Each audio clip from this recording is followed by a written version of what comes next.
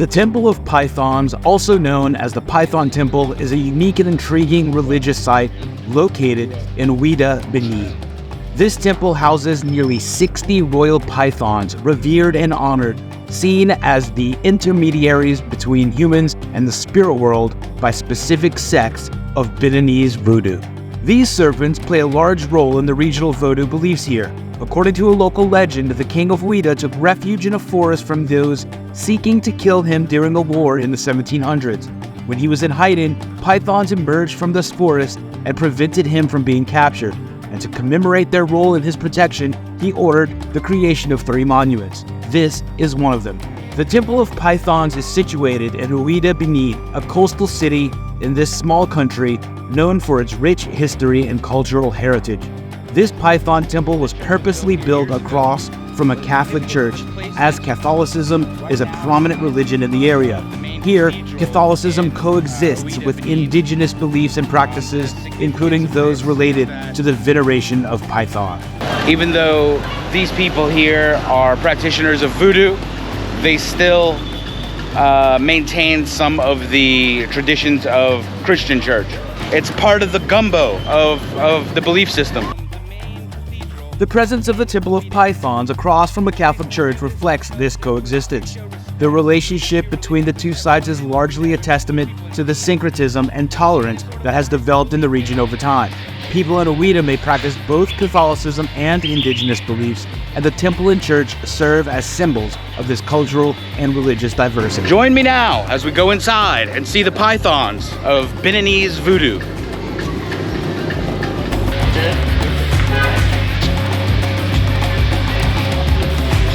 Le python, il n'a pas de venin, il est inoffensif. Les pythons mangent une fois par mois parce que tous les mois on les ouvre la porte, ils sont en liberté. The Temple of Pythons plays a crucial role in the veneration of these snakes.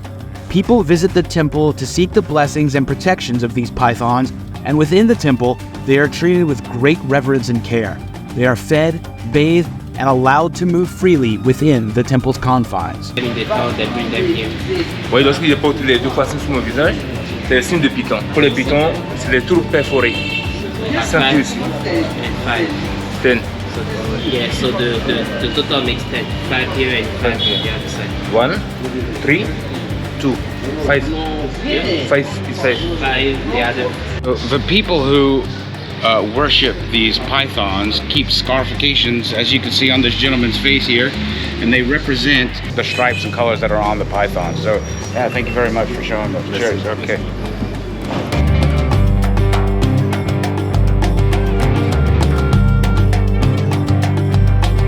So respected are these serpents that they often escape the temple and find themselves into nearby churches, stores, or people's homes. They are non-venomous or harmful, and children eventually catch them and bring them back to the temple when one escapes. We're now inside the Python Temple. It's a bit echoey in here. We're seeing, how many pythons are in this room?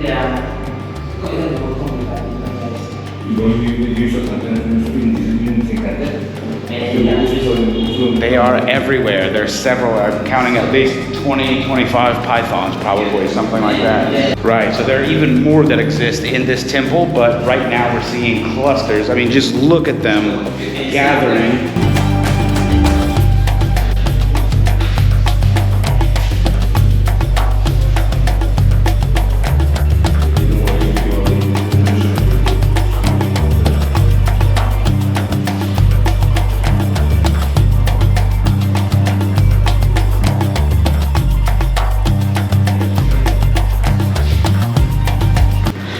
So these pythons are maintained and well fed and kept here in this temple. There's more in other places, but this is the main area where most of these are kept for voodoo priests. Even tourists can come and look and pay homage.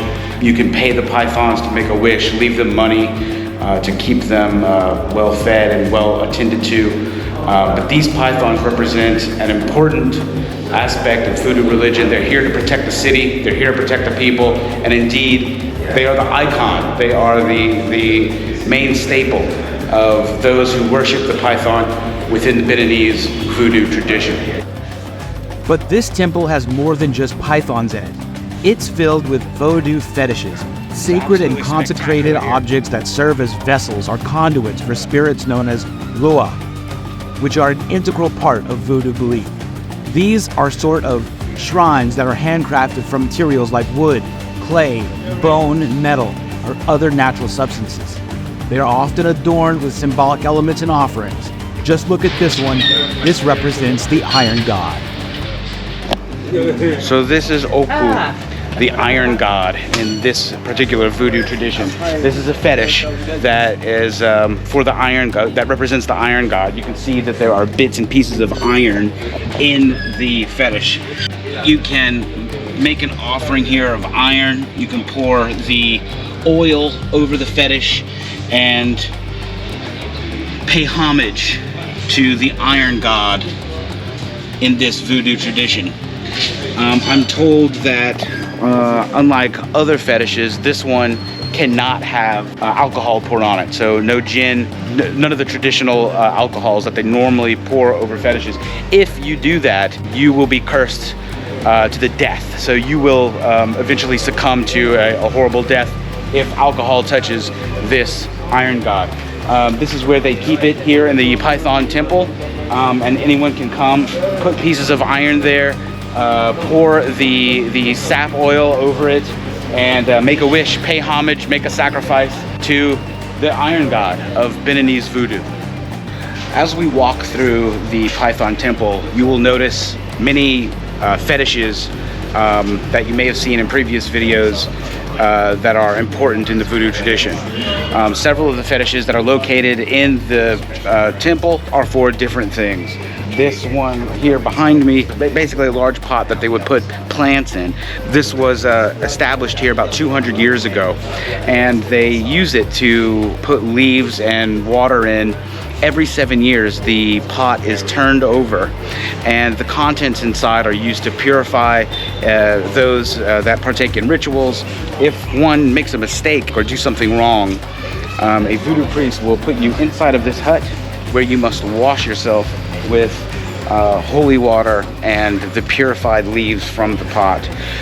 You're made to bathe with these contents to purify yourself once again. This is what this photo here represents: the women taking the water from a nearby location and bringing it to the Python Temple so that it can be used in voodoo rituals and to purify those who have done unclean things in their life. So if you have done something unclean in your life, you have to come here, get in the hut, wash yourself with the water and the leaves, and you'll be clean, pure, and whole once again.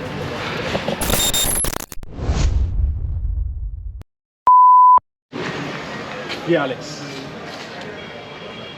Oh yeah, it's Francis.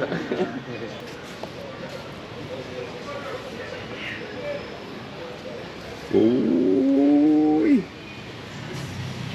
Go inside just